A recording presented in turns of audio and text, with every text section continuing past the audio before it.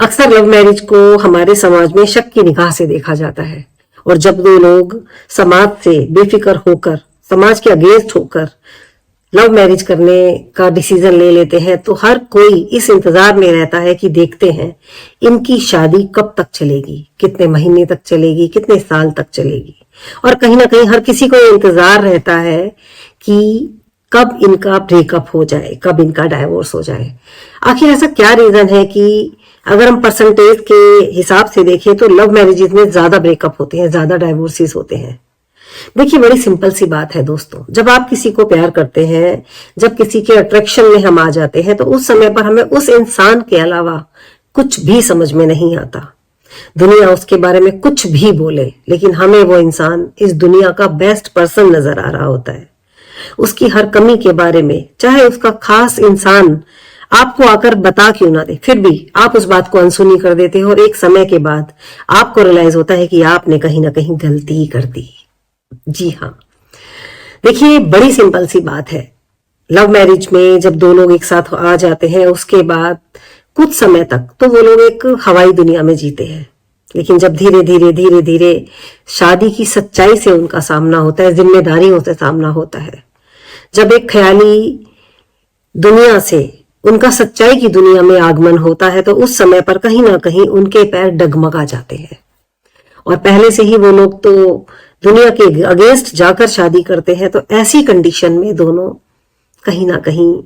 Fail हो जाते हैं, क्योंकि उन्हें पहले से ही आदत होती है कि वो एक दूसरे के लिए दुनिया से लड़ चुके होते हैं। उन्हें तो आदत होती है समाज को छोड़ देने की, पेरेंट्स को छोड़ देने की।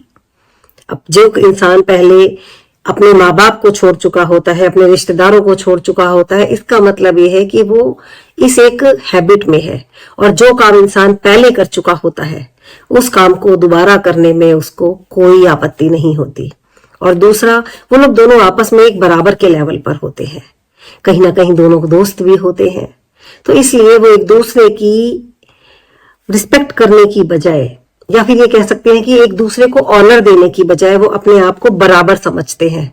और जब कोई भी एक ऐसा इशू शादी के बाद होता है, उठता है, तो दोनों में से कोई भी एक ऐसा इंसान उस चीज को बर्दाश्त नहीं करना चाहता, और दोनों के आर्ग्यूमेंट्स शुरू हो जाते हैं। और ऐसी कंडीशन में जब दोनों एक दूसरे के लिए